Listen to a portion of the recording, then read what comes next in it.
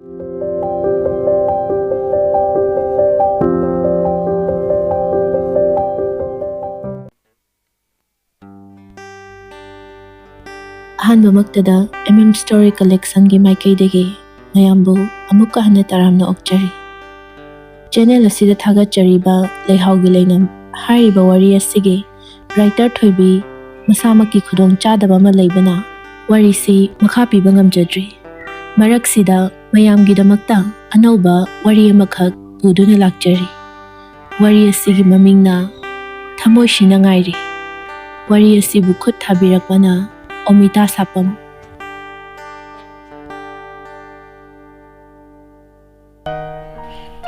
CDI Hospital and Research Institute ki Department of Psychiatric Ward No. 4 gi ka amada chahi 13 romgi leisabi macha amana yamna akibagi saktam amada ward aduda thariba bed adugi maningda ward adugina amamba kachin amada masa tasinduna phamli. Masambana ipha phari maithongdusu awaba akiba pendaba pakhatpagi saklonani mana phamliba adu sum phamlambadagi sordu thabet honduna muk phamli aduga maithongda akiba mipaiba pakhatpagi saktam uttuna launa hairi. Changsilakano aina khoi bukizai aigi nakta changsilakano na khoi kanasu aigi nakta changsilakano. Asi hairamlaga makhut aniduna mamaidu khungjilaga amuk kizana murum sonduna laiki. Masadusu thak ni nurse amasu manakta changsilai. Nurse aduda oiribra mahakna lauribadu. Masimadi mahak khaktana khangani. Nurse nupi adusu wakhal tadana lairiba nupi aduda binungsiga loinana ingna tapna themlai. Thaja se taphause karigi kiribano kiganuse. Iche nasne se nangi nutigi hitaka pa matam yaure hitaka pa siko thuna farada bane maramupani se inaudi. Wakhal tadana lairiba mahaksigi ming oiramale Thaja mamai khumjinduna murum solambadagi amuk hauna laukhalai. Tajo ai kizai tajo ai bukan biu. Nurse nupi dusu khangprek hek khangi koktagi khong phauba swai lawi khanghaudana machana khanglaw lawrakpa duda mapalda leiramba mabungdu kaadu tamna khangchen silai machangi oramliba phibamdu ubada tapna changsilaktuna nang ta chawlai sidi se ichan nang kisu tawrai nawa fanaba idak se kapsi ko. Asi hairaga machangi makokta nungsina tapna nanthabi mabungna adumna tawrakpa duda thajadu tumin laikre. Nurse aduda kapo haina ingit tawi. Thokriba thodok adudagi Thaja ngasisu wakhal choirabi amagum leiri. Amuksu ngangna saknaba yagani amuksu magi thokpa sangsaramada laikhini. Doctor gi Kevin dani. Doctor, ward number 4 gi bed number 3 gi patient do mayamdagi khara manade. Doctor du tawramliba mathaudu tawna asumna harai. Karamna Amuksu gyan taba mali amukna mathanda tumina lay akiba thokdo thokkibagum koilaw lawe mina ngangba hangbasu khumde karigumba thoga ningda pathokdo ama magi min mangda thokkiba male ado moi imungi mi ama law haiko ai wari sananam. Hani doctor doctor ayam changjarake yani sangbiro sida hekta lengsimbi. Asi hairaga maga mayoknana thariba chair aduda khutuna ingit tawi. Yani doctor somsi aiga sahi manaram do male minge ekta kauna sida. Doctor aigi lebak se yamna phabani amuk so aire aigi ming dhanin kawe hana su khangbiramgani maruki mingdi kari kauba.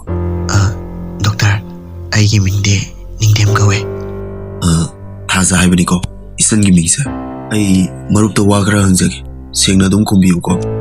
Doctor hekta haibiyo Thaja si hanadagi sumaina sum tarokro natragana lamakhangdagi oiraglibraba sengnam ta haibiyo ne masina koidasu magi layingmada mating oigatoribani aina sum yengmada mase akiba tokto khara magi min mangda thokhiba male Achumane doctor.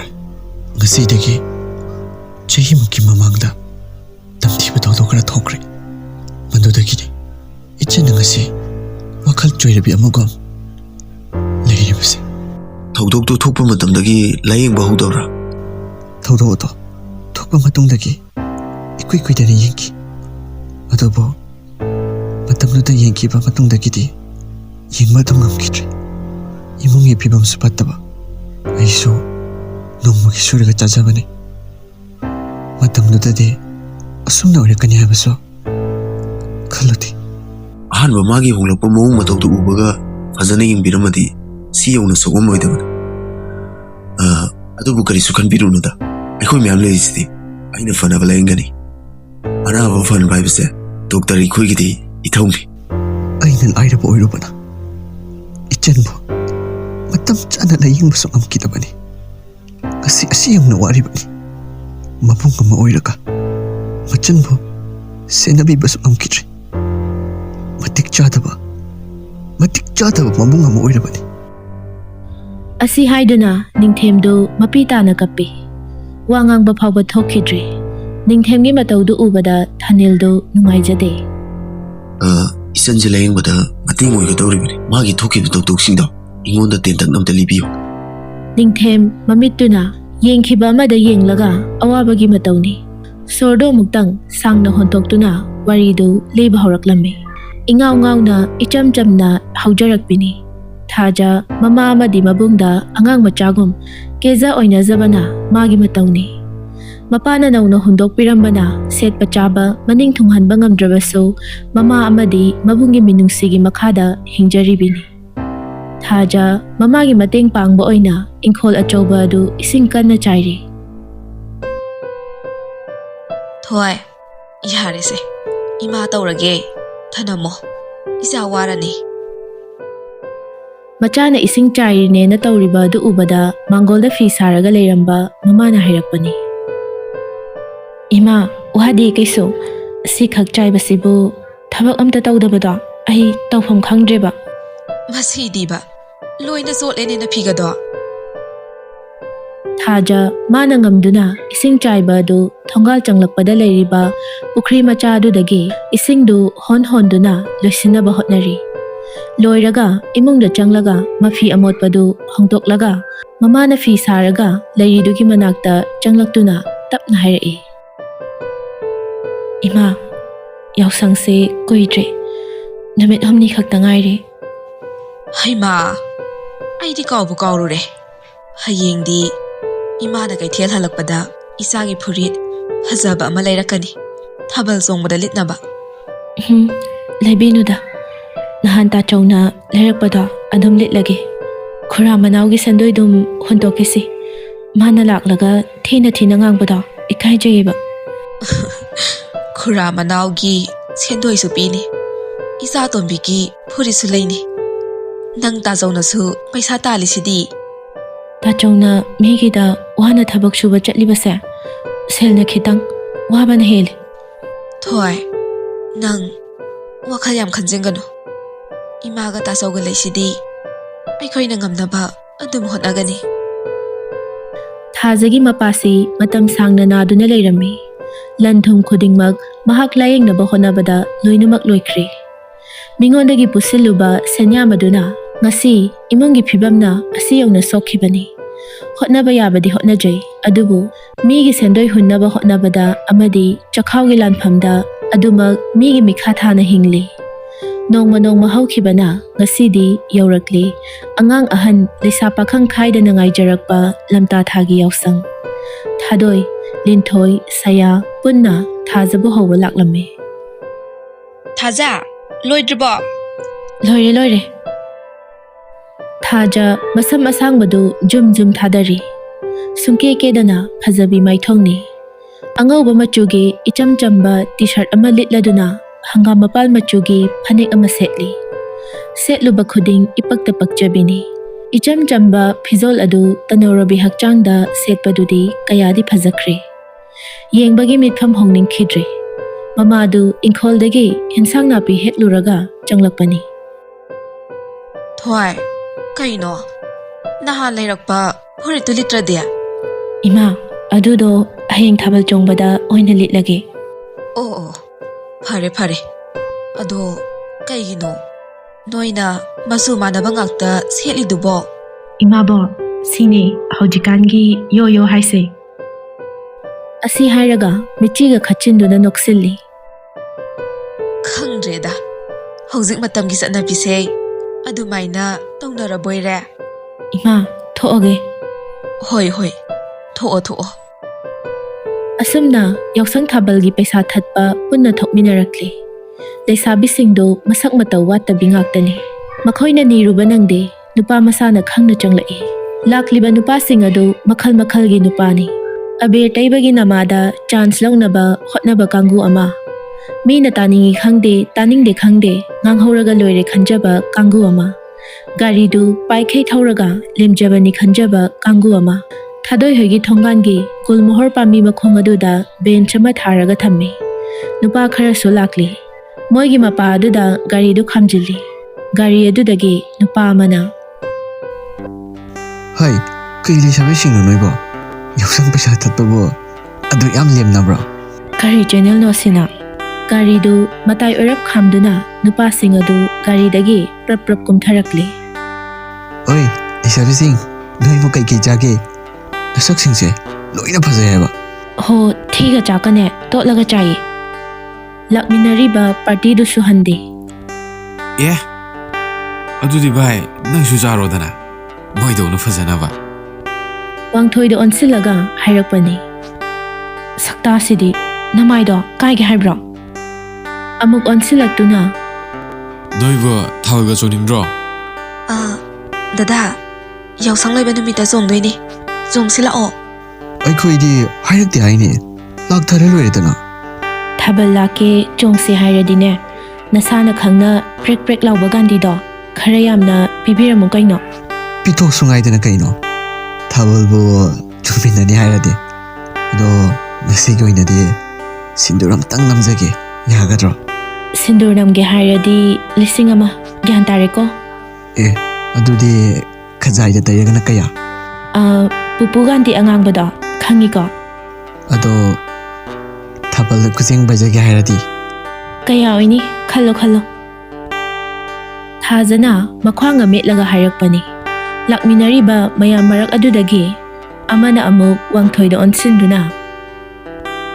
Bye. Nusina sika hairadi yumingol yumbi phibamnine. Hoi, masak phajabi nupi koigi hairadine khara tingba taredana. Yeah. Kay lisabnu sibo. Masak sidi yam ingtapa mali aduga ngang thorakpadana kring hek lauradana. Hoine khara kengjai. Hera, hoide tingthoa loredana. As yam nusirasibo. Wangthoi hoigi party dusu ngahak layamlaga chatkre. Nongma haukhibana yausangi kumhai dusu aroiba numitni.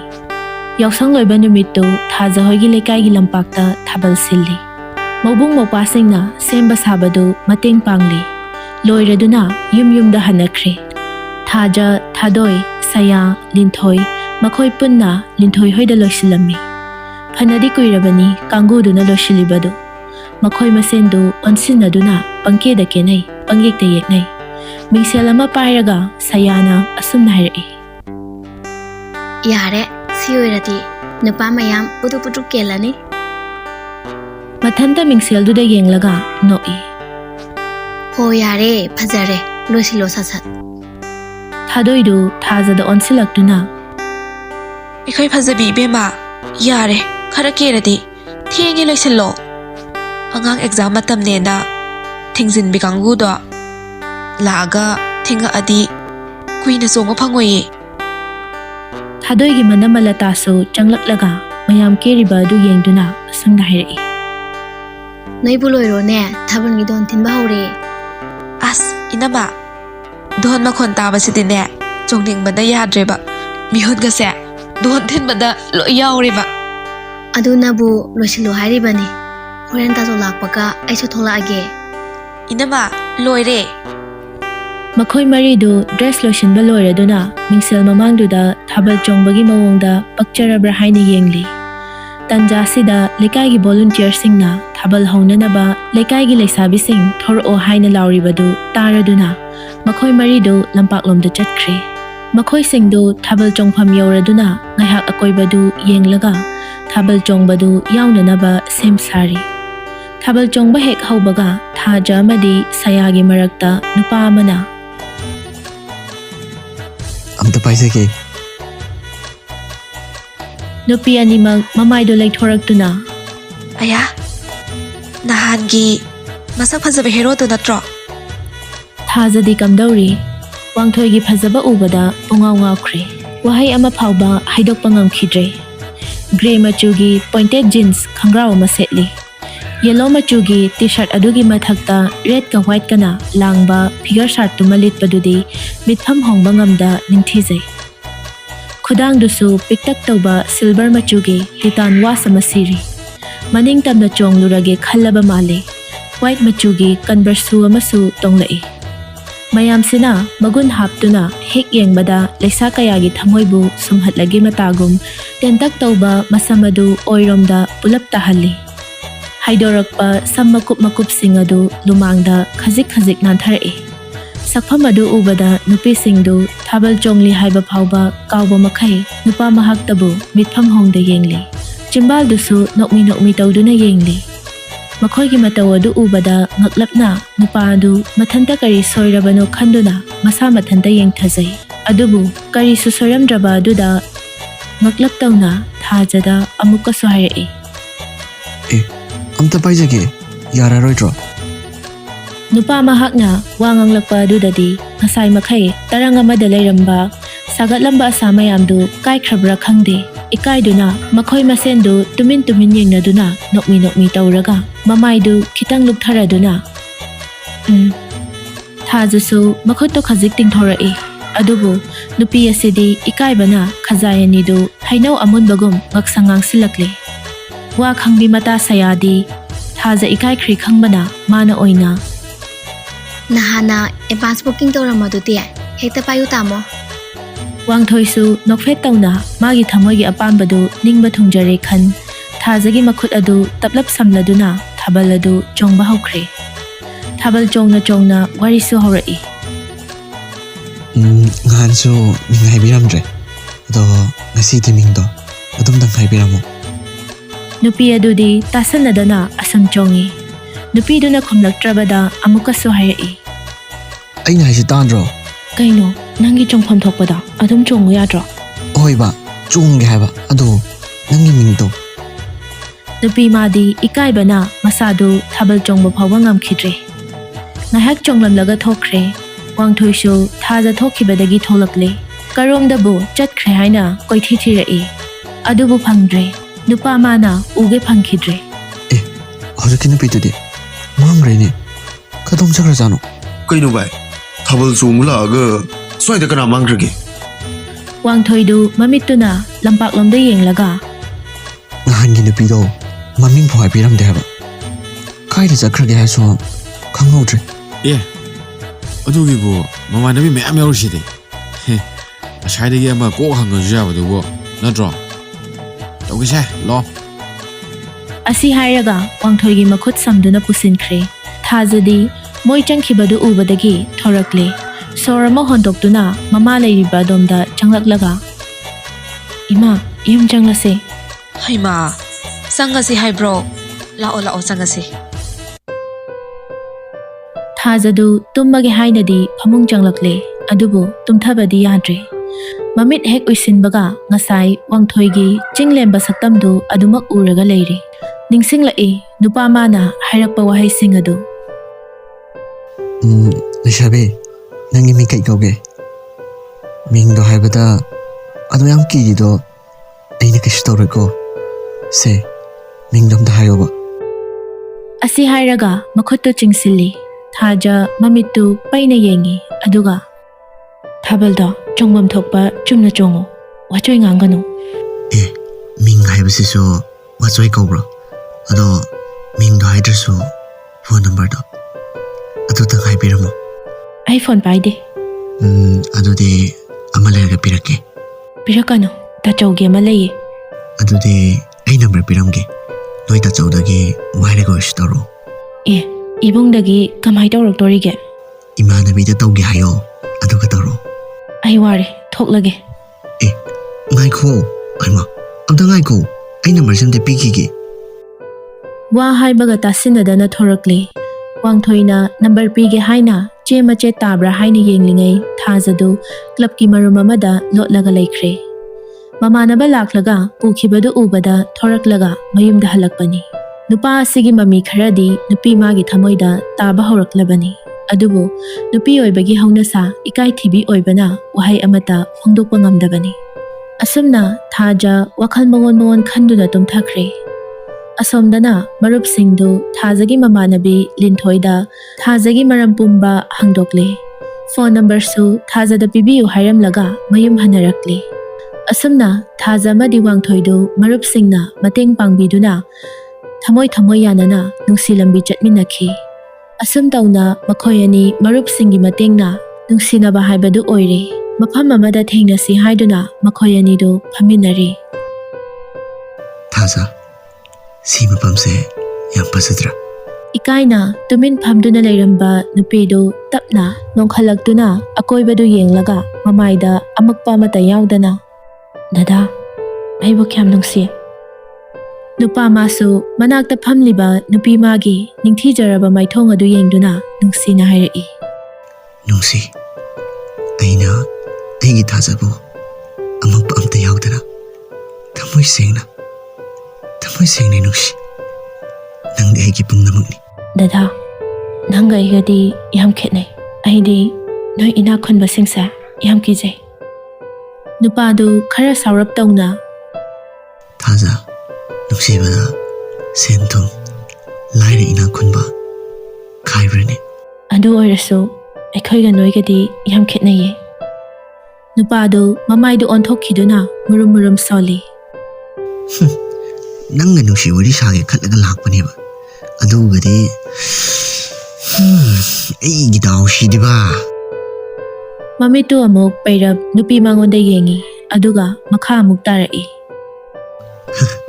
ꯁꯤꯕꯨ first ꯗꯦꯠꯅꯤ ꯃꯔꯩ date ꯇꯥꯔꯦ ꯅꯨꯄꯥ ꯃꯥꯒꯤ ꯃꯇꯧꯗꯨ ꯅꯨꯄꯤ ꯃꯥꯅꯁꯨ ꯈꯪꯂꯗꯨꯅ ꯇꯞꯂꯞꯅ ꯗꯗꯥ ꯊꯦꯡꯂꯦ ꯆꯠꯂꯁꯤꯔꯥ ꯌꯥꯝ ꯍꯩꯅꯗ꯭ꯔꯕꯣ ꯑꯗꯨꯒꯤ ꯅꯠꯇꯤꯌꯦ ꯊꯦꯡꯂꯦ ꯇꯥꯆꯧ ꯍꯜꯂꯛꯄ ꯃꯇꯝ ꯑꯣꯏꯔꯦ ꯍꯣꯏ ꯂꯥꯛꯑꯣ